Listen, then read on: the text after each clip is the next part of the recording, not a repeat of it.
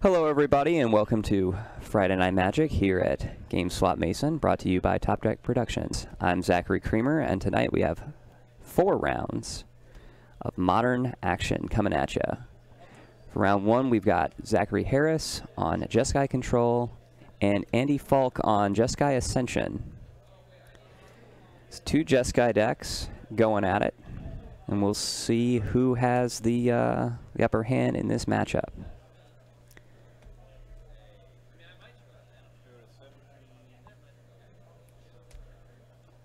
Okay.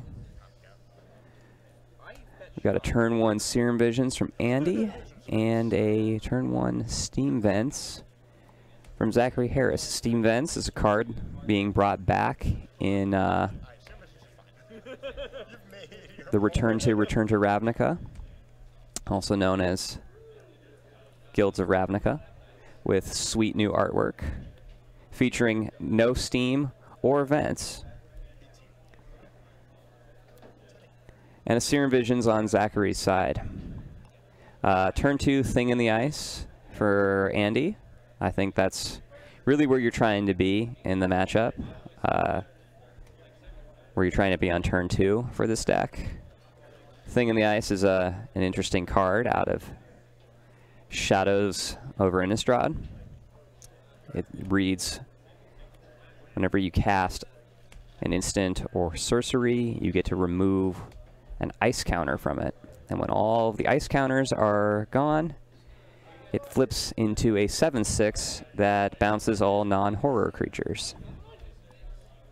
This is a card that Blue Moon has been implementing into its main deck, as well as sees play in Storm sideboards currently. It has a lot of game against the go-wide creature decks currently in the format, as it bounces them. And then swings for 7. It's quite the clock. So we're going to see Andy try to empty his hand of the spells and flip that thing into the horror, awake the horror, so to speak. And we'll see if Zach can find an answer. A single bolt isn't going to do it, but a path will.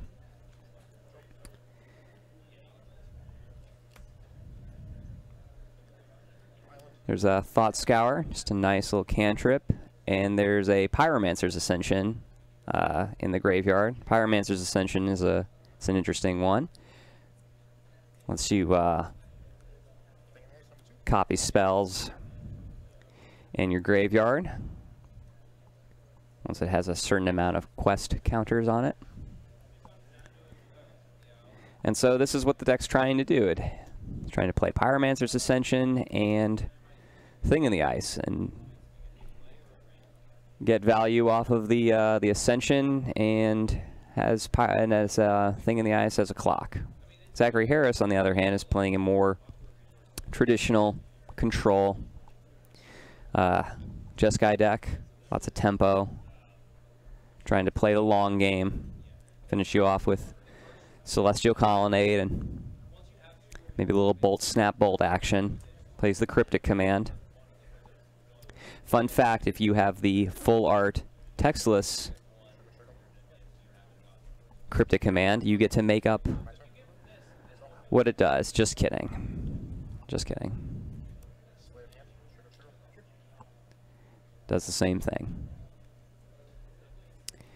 Really taking those counters down on Andy's side, pressing his advantage, having the second Thing in the Ice. If Zach doesn't have an answer for the first one, he probably doesn't have an answer for the second one.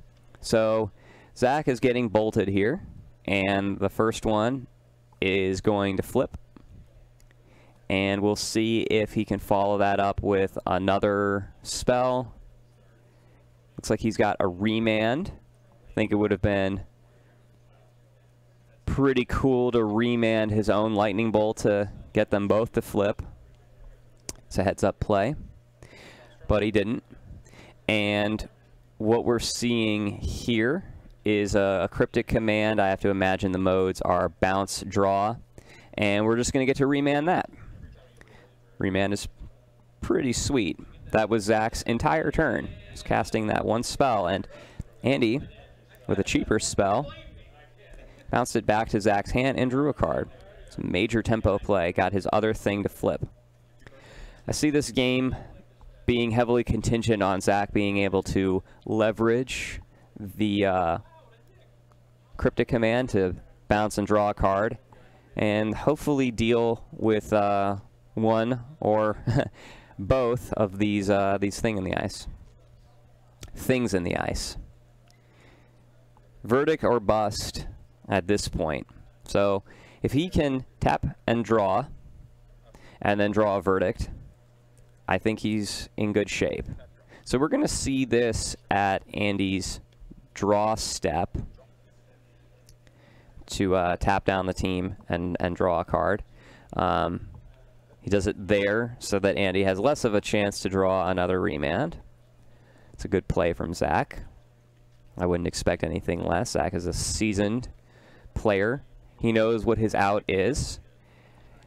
And here we see an end of turn fetch to thin his deck, get him another red source so that he can, at the very least, double bolt one of them, but that doesn't really deal with the second one. Helix Snap, Helix does keep him alive. So I have to imagine that's what he's trying to set up. At this point, you're just playing to your outs, trying to get as many draw steps as you can, and maybe get lucky. Because that's what Magic is really about. It's about getting luckier than your opponent. In the words of Brian Brown Dewin, just get luckier than your opponent.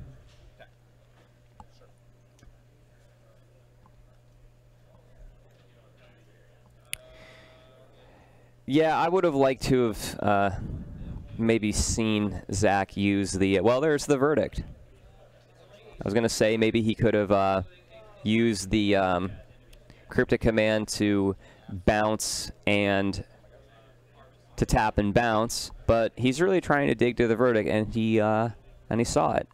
So here we're seeing Andy path his own thing in the ice. Just to get another land, and then the other one's going to die. It's going to die anyway. Might as well get a land off of it. The path wasn't really doing anything else. The Pyromancer's Ascension is big game here, though. Zach doesn't really have an answer to that other than bouncing it with Cryptic Command, at which point Andy would just be able to play it again. So Andy gets to just start copying spells out of his graveyard, and that kind of value is really hard to beat. Zach has a lot of cards in his hand, but Andy's graveyard is now an extension of his hand, provided that he keeps drawing cards that are in his graveyard. So Zach has a window here to do the old the old stabilize, and then maybe we can see him turn the corner. It's really what these decks are trying to do. They play from behind pretty much the entire game, run their opponent out of cards while gaining incremental card advantage, and then slowly stabilize and turn the corner. It's how you win with a land that takes 5 mana to become a 4/4 with flying and vigilance. Hey Jay, can you give me a drink though? Water. So here's a, oh, this is great.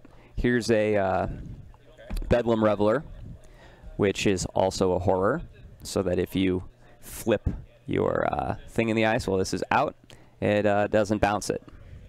Which is pretty cool. It's good, good synergy there. It also draws a bunch of cards. It's a 3/4 with ancestral attached to it. You do have to discard your hand. That's just not right. But by the time you're playing this, probably don't have much of a hand anyway. Here's a Thought Scour. I think this is Thought Scour number 3. So this is a copy. It's to copy that. Gotcha. Yeah, it's on cast. Yeah, it's on Should get cast. the counter regardless. Yeah, it's gonna get the counter regardless. You're good. Zach seeing what he wants to do about that. Nothing. He's gonna mill himself 2 and then draw a card. The old opt. Non-English opt. What language is that? I'm going to guess Korean. See what's wrong with the path, my own god.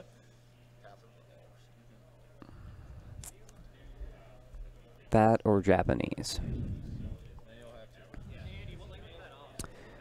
From here, I can't really tell. You want to see it? I honestly don't know. Korean's blockier, That's not a language, but and Japanese has more curves. I'll resolve the first option. Yeah, you can resolve them. Getting a confirmation on the language of the opt. Non-English and original ops there. That's Japanese, I'm pretty sure. That's not Japanese. It's not? No, that's definitely not Oh, Japanese. it's Korean then. What's wrong with that? No, it's Chinese. I don't know. It's one of those three.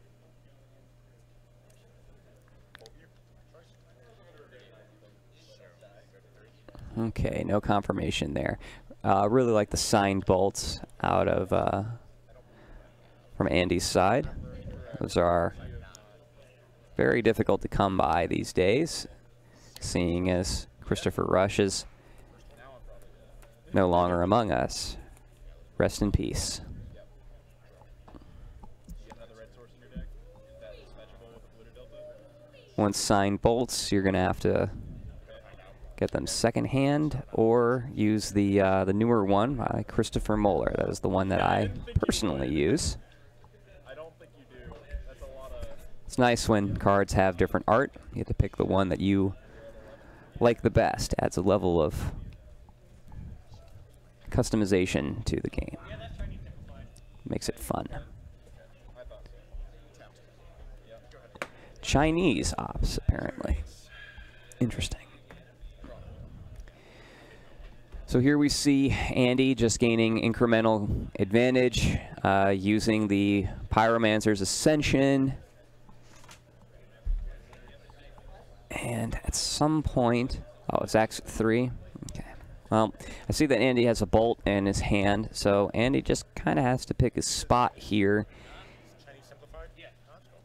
and then he can finish this game.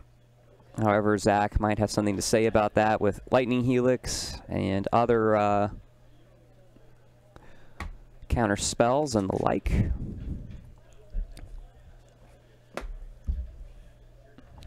It's always fun to see a. It's always fun to see different takes on the same card, like the same color combinations. Very, very different decks here, but both spell-oriented, and both have the ability to grind and play the long game. So there we see Andy picking a spot and finishing the game. Game 1 goes to Andy Faulk. I'm going to take this opportunity to remind everyone, if you like the match you're seeing now, I want to rewatch this one, or if you came in halfway through and happened to miss part of it, or if you want to watch any of the other games we've ever streamed, don't forget that we archive all of our replays on our YouTube page at youtube.com/TopDeckProductionsStream. If you're trying to follow us elsewhere on social media, give us a like on Facebook at facebook.com/TopDeckProductions. And be sure to check out TopDeckProductions.com for player deck lists, league standings, and more. So, going into sideboard here, I think Zach brings in more answers for better tuned answers, I should say, to Andy's threats. Maybe a Celestial Purge to deal with Bedlam Reveler, Wear and Tear to deal with Pyromancer's Ascension. Celestial Purge could also deal with the Pyromancer's Ascension. So if Zach's playing that, I definitely see him bringing that in here. I would like to see a Celestial Purge Game 2 and potentially Game 3 if we go that far.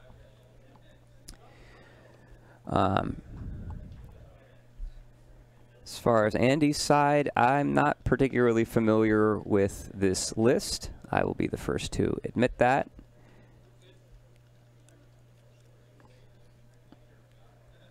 So we're full of surprises. Tonight is only going to be 4 rounds. Cutting it a little short tonight so that we can set up for the pre-release. Tonight we get to play Guilds of Ravnica for the first time at midnight. So I imagine a lot of you already know and may be going to your own pre-release events, your own local game store. Are there any cards any of you are interested in or excited about playing tonight? Let us know in the chat which color combination that you've signed up for and any cards you're hoping to see, interactions that interest you, and the like. I, for one, have signed up to play Boros, but I would like to play in some of the other pre-release events that we have this weekend on Saturday and Sunday, and have a shot at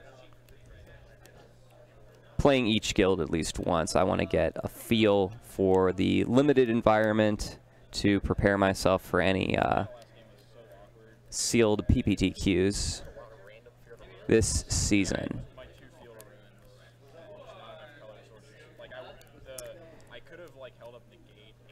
Personally, I really like Aurelia and Cackling Drake.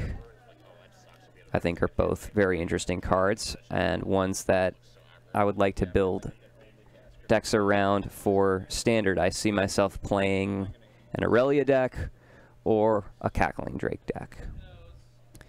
Legion Warboss is another one that I think has potential. It's no Goblin Rabble Master, but it's very close. So here we're going into Game 2. I see 2 Lightning Helice in Andy's hand, and a Bedlam Reveler and some lands.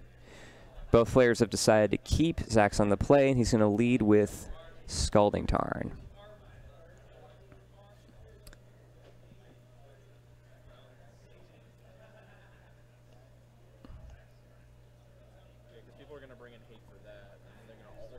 Got an OG Flooded Strand over here from Andy.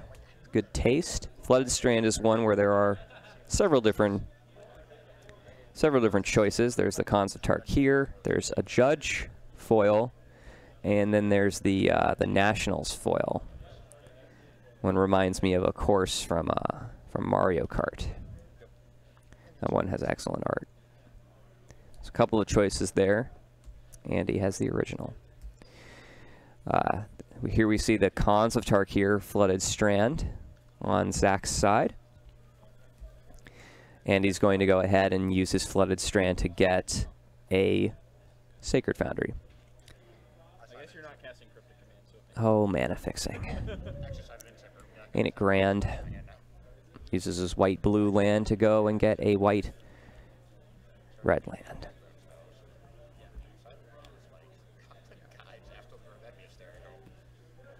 then you just be better after sideboard because you're playing a better deck. Right? That's after all. Yeah.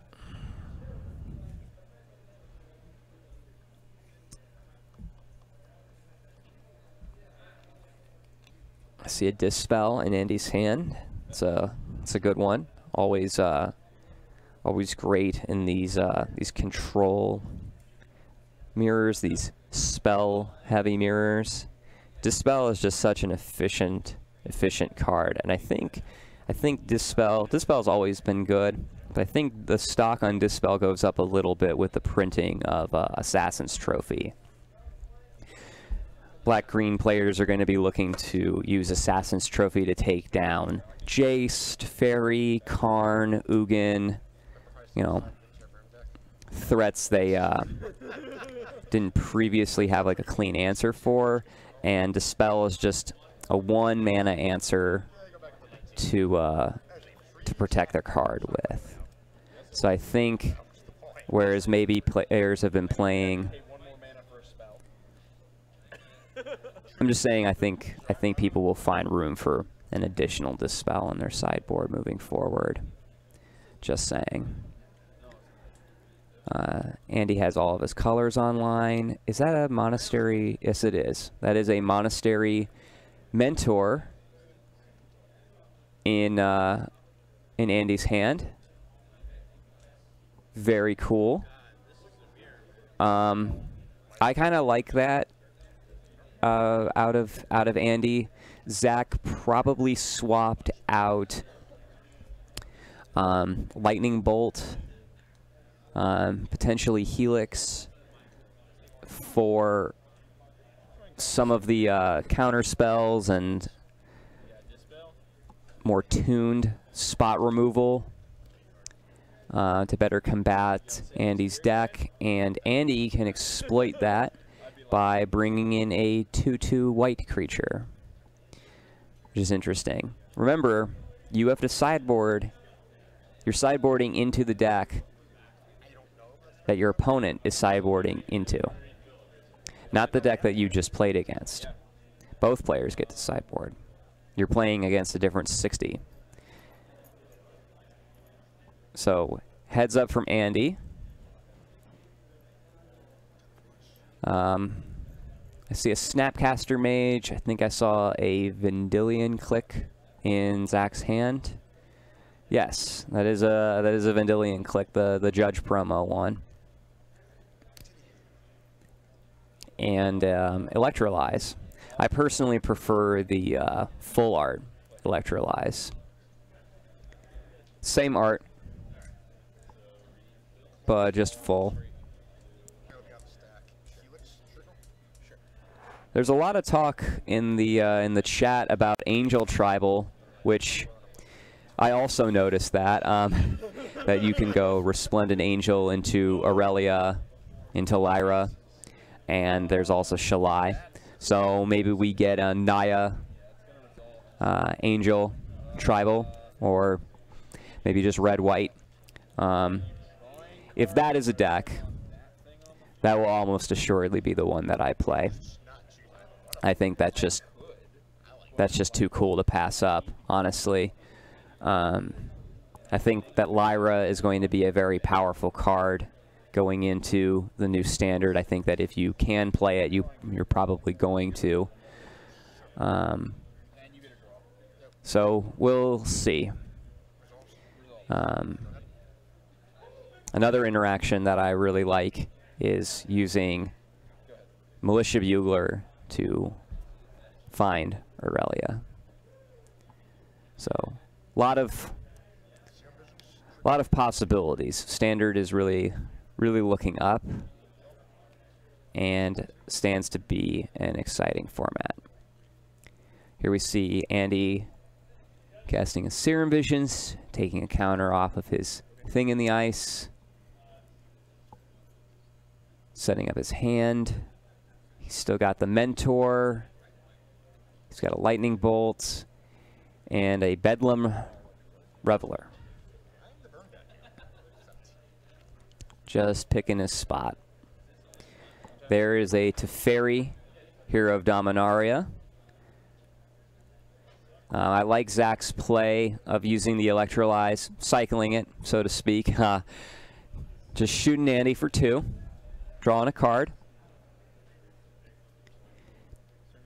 Here's a Serum Visions. I I have to imagine Zach is trying to find a land so he can cast that Teferi. Here we see the Wear and Tear. It's a good pickup here. See if he fires that off now on the Pyromancer's Ascension, or if he decides to wait and pick a better spot.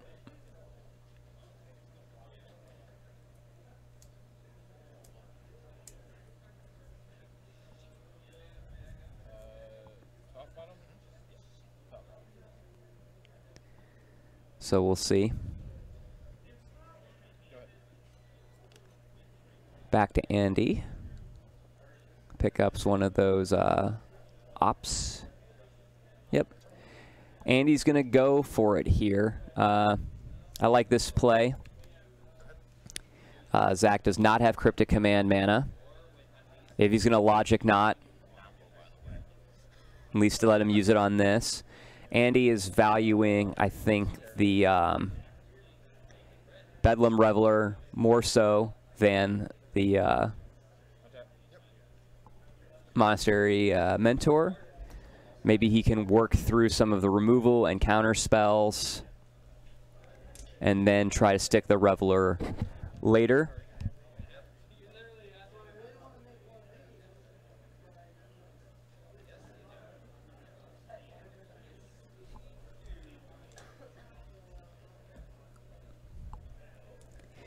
Definitely preferable to wear with the Mentor on the stack rather than at the end of the turn. If Andy had another Dispel, he would have been able to take a counter off of Thing in the Ice and get a token with his Mentor. That's just value that you really do not need to be giving him. There's Opt in response to the Helix. So Andy is going to get a little Monk. Let's see if we can find him a token for that. And he gets to scry and then draw a card. See if he wants to keep the one there. Does not. Put it on the bottom. Opt is great. Isn't Opt great? Who likes Opt? Opt is great.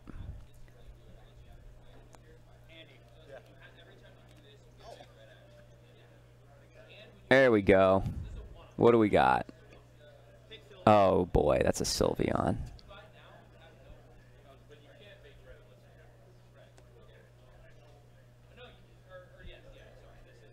That is, yeah, that's Leafeon. Sorry. Sylveon's my favorite. Sylveon is my favorite of the evolutions. That is Leafeon. The grass type.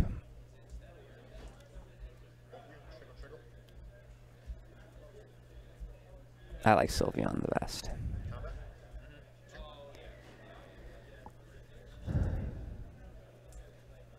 So Andy cast a Lightning Bolt so that his little Monk can get Prowess, and then he's going to swing for 2. I know that game. All about that life. Loves me some Prowess. Prowess is one of my favorite keyword abilities. It rewards you for playing spells in your creature deck. You have a diversity there. I like having a mix of lands and spells and creatures. More of a spell guy, but I've been learning to appreciate my creatures more and more as I play.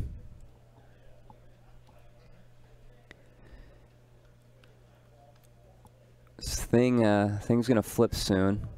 There's another Teferi. Man, Zach is really having a hard time finding lands in his 24 land deck. The same cards, just better pollinate instead of. Go ahead. Okay. That is unfortunate. He's just got this Teferi, this boss Teferi, almost mocking him in a way, because he can't cast it. And he has all of these sorcery speed draw spells, so he can't even hold up Cryptic Command. And that's why Opt is great. It's instant speed. I think we see more and more people moving towards opt. If those were ops, Zach could hold up Cryptic Command.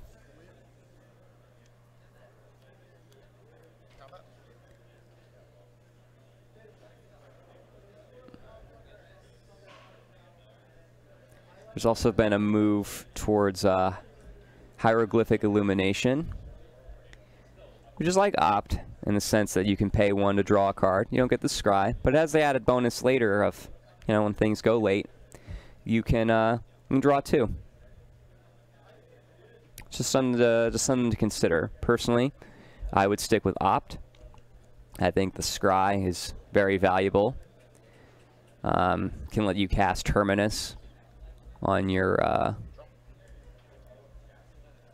opponent's turn. There is the cycling on hieroglyphic illumination though, and you can't counter that. It's interesting. I think that Snapcaster Mage is what really does it for opt. Opt, snap, opt. So really, it's been a sequence I see more and more often. It's something that people have been moving to.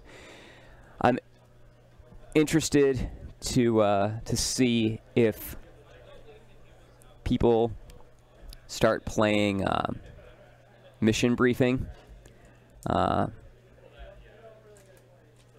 a supplement to Snapcaster Mage, or as a supplement at first, or potentially phasing out Snapcaster Mage. We'll see. There are benefits, advantages, if you will, to both. And that is a card that I think has modern potential coming out of the new set. The double blue is kind of hard. It would require triple blue to mission briefing and opt.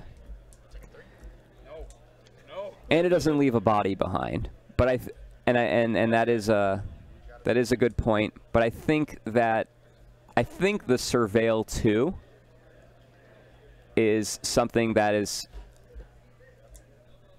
valuable on its own, setting up your next 2 draws, putting cards into the graveyard to help search for his Kanta flip sooner. It's not without its merits. We will see. Personally, I think that out of all of the cards in the new set, Knight of Autumn is actually going to see the most play. This is a card that does literally everything.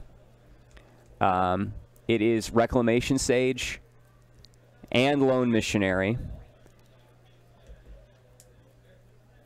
and then sometimes a 4/3.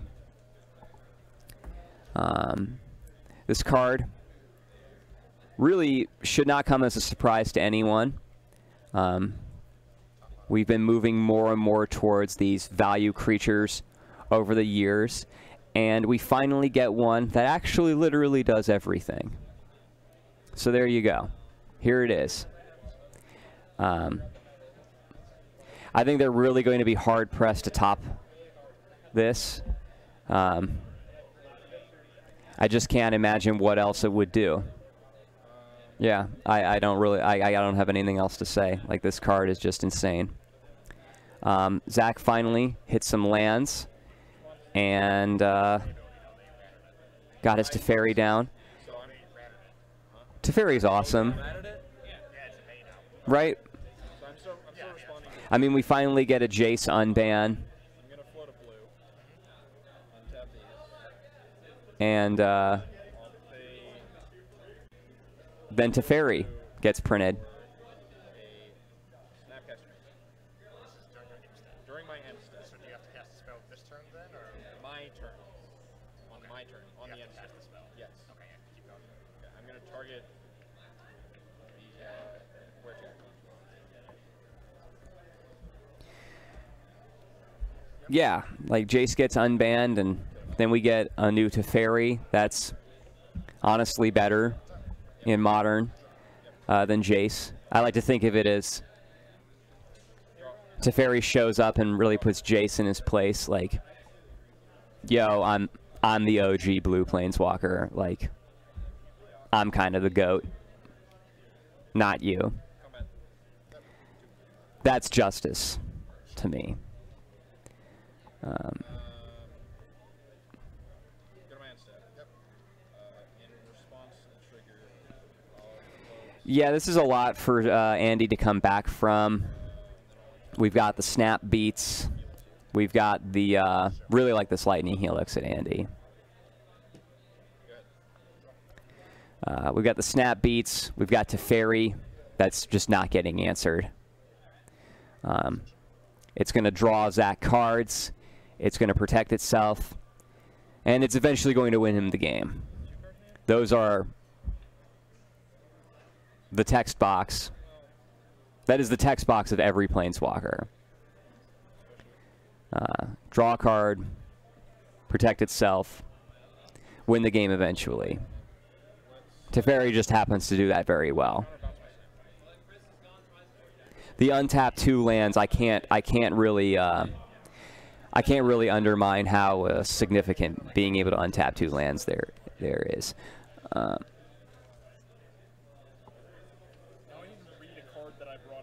So Andy's seen enough, and we're going to go to game 3. Provided that the players play at a reasonable pace, which they have been. They have been, for sure. These are 2 seasoned players. I personally like playing against both of them. They always test me. I get good games out of both of them. So I appreciate that. But yeah, as long as they play at a good pace, the amount of time that we have left should be enough for one of them to close this game. In the meantime, I'll take this opportunity to remind everyone about our Tuesday night Modern League. On Tuesday nights, players get to play for cash prizes in addition to the store credit that they get here. We reward cash to first, second, and third place, as well as fourth. First place gets 100, second place gets 50, and third and fourth each get 25. And the way it works is each round we keep track of people's wins. It's 3 points for a win and 1 for a draw. And at the end of the month, whoever has the first, second, third, and fourth most points gets rewarded a cash prize. So if you live in the Greater Cincinnati area and you're looking to put your money where your mouth is when it comes to playing some Magic, specifically Modern, you should check it out. If you want to participate, it would be a minimum $5 patron at patreon.com/TopDeckProductions. You can also sign up on the website. That's what I do, and the link totally works. I'm going to have to remember to do that this weekend so that I'm in the league for next month. And if you can't make it, be sure to watch. It's when a lot of just say the competition here on that night is pretty thick. A lot of our better players come out.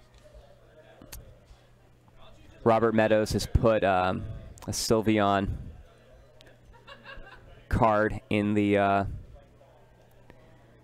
up on the stream. This is the Sylveon that I like. Whenever he has it out on the battlefield, I just kind of stare at it. It's amazing. I just never really thought they would make a Pokemon cuter and more perfect than Eevee. And then they made Sylveon. So, yeah. Andy gets to be on the play this game, which is good for him. Let's see him just slam this thing in the ice.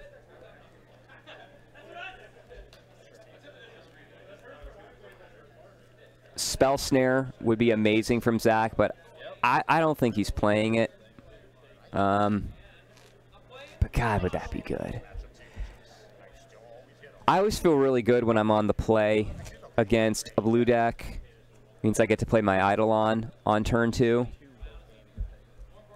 But man, those games when it gets spell snared, I just feel so far behind. Spell Snare, in my mind, I like to think of it as the poster child of tempo. It's like you have 1 mana and they have 2, and you get to answer their turn 2 play with your turn 1. You're just so far ahead at that point. You've completely switched the tempo of the play. It's almost like you're on the play. And he's going to stick a thing in the ice and follow it up with a Pyromancer's Ascension. That's terrifying. Zach has an enchantment of his own, Search for his Kanta. This card, God, it's got a lot of text. But it kind of just does everything that you want to be doing in a deck like the one Zach's playing. And filters your draws. And then later gives you card advantage and helps you hit your land drops. When it flips to a land, you're up a land, and you can start selecting cards and gaining card advantage. Just see more cards than your opponent. That's card advantage, ladies and gentlemen. The philosophy of air, where your cards are worth as many cards as they can net you. It's different than the philosophy of fire. The philosophy of fire being the conversion rate of cards to damage. The philosophy of water, which is tempo. Whereas the philosophy of air is card advantage. The philosophy of water is more virtual card advantage. More incremental advantage over your opponent. And then there's the philosophy of earth, which is all about your board presence.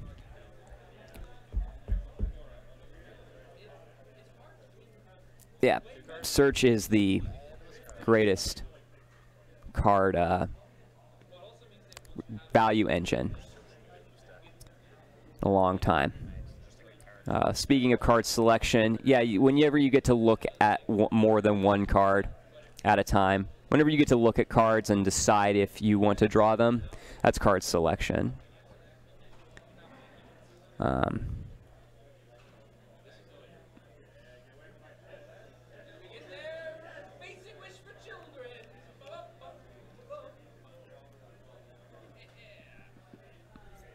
Militia Bugler is a good example of card selection. You get to look at 4 cards, and you get to pick the one that goes to your hand.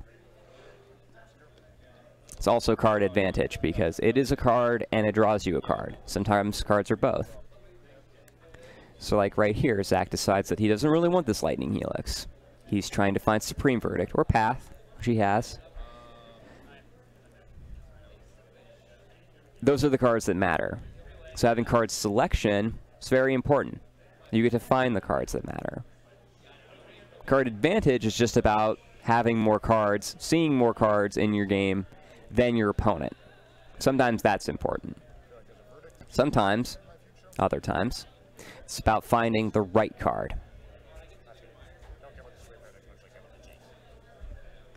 The Scry 2 on Serum Visions is card selection. The card itself is just air. It replaces itself. It's about finding the right cards. A card has to do something and net you a card to be card advantage. A 2-for-1, so to speak. Like this card, Vendilion Click. Kind of break even, but it can get rid of a card that would be problematic, or let you filter your draws a little bit. And it's a body, so that's cool. It's a neat card. I almost always forget what it does. It's got a lot of text. It's it's unique in the sense that it immediately replaces the card that's taken, and you can target yourself. Most cards like this can only take from the opponent. They usually get the card back when they die, replaces the card when the card dies. Vendilion Click replaces the card immediately. I always forget that. And that it can target itself. Don't let it happen to you. When your opponent casts Vendilion Click, let it resolve, ask what it's targeting, and then you can respond to the trigger. So here we see Andy discarding his hand. I think he just got rid of some lands, and then he picked up another land and 2 negates. He's going to offer the trade here. I have to imagine that he just takes it. Got to close this game somehow. You have one open. You could have like, yeah, we're gonna take it. Yeah, I think you can afford to take this hit, Zach. You have Lightning Helix in your deck. You did just bin one, though. There's a Plains.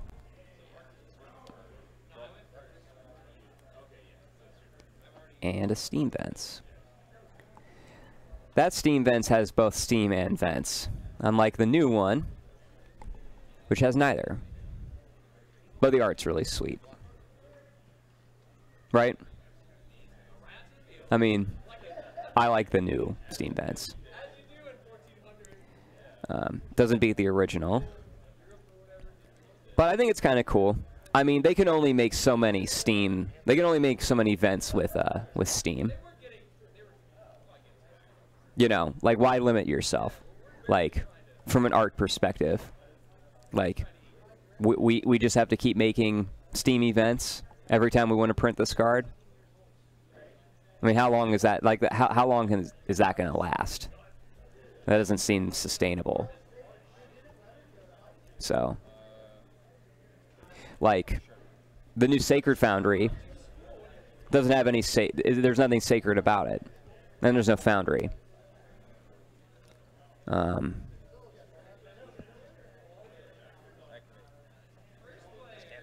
What is Zach doing?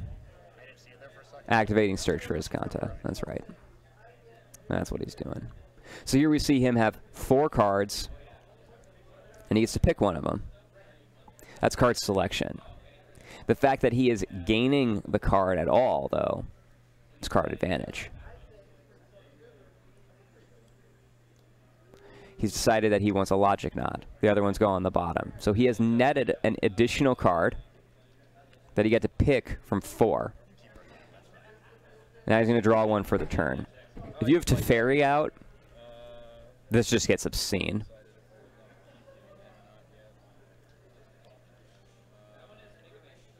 I don't know how you beat that board state. I guess by not caring. But if you're trying to play a value game, it's a very, very powerful engine.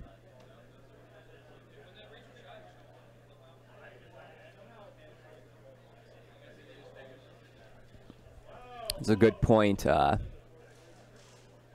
a good point Robert's making here in the chat.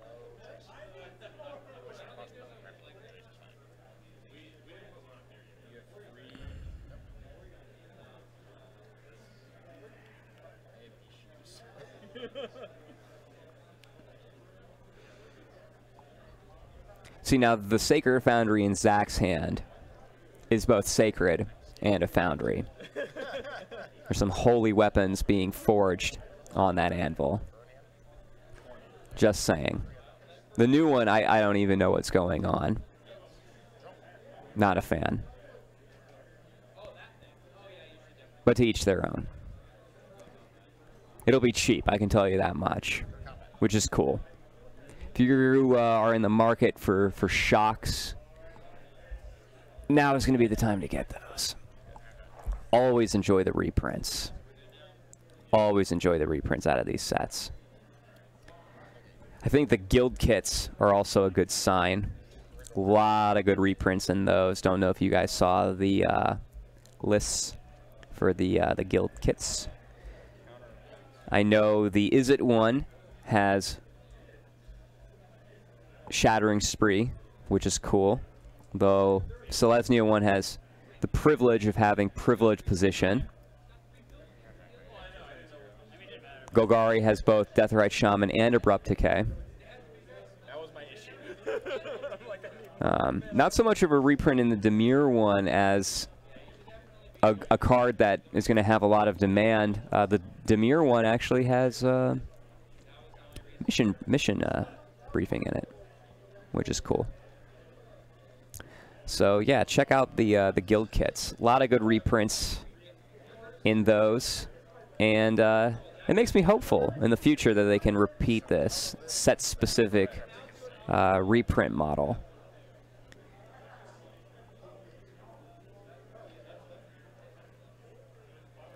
If Andy uses his bolt here, he can have he can trigger Ascension and be able to double up on his negate. Have the negate counter two things. I think he sees the line. Oh, that's so cool. It's a heads-up play out of Andy. But we are in turns, ladies and gentlemen. Let's see if one of these players can finish this game here. Who do you think? Who do you think is going to take this game down, chat?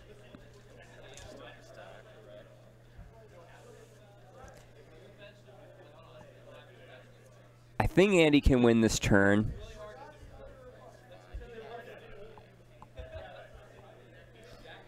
Playing in turns is different than playing in time, in that you don't really have the luxury of playing for a long game anymore. You have a finite amount of time. You really need to close the game. So you take different lines. You take the line that's going to close the game, not the one that's going to get you the most advantage, not the one that is going to ensure that you can win the game. You're going to take whatever is available to you. It's different. Okay, well, here we see Andy got that, right? Okay. Andy got it.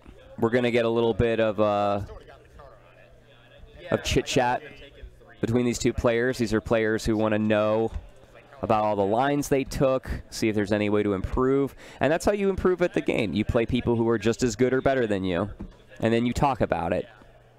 It's all about communication.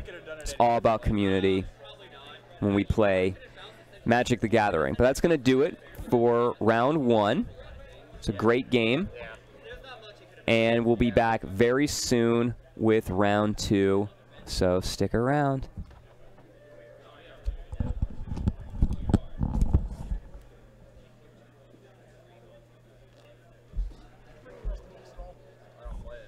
Most control decks don't do that. Most Jeskai decks don't. What about blue white? They play two. I brought in my angels. Did you really? I started all that past game three. Exactly. I had him in game two. I had him in game two. I was prepared. I'm like, oh no, I haven't seen any angels. We're good. You never activated the colonnade. I didn't even bring in the Sacred Strokes. I'm like, all you have are cryptics. Yeah. I don't care about the two random Way to go.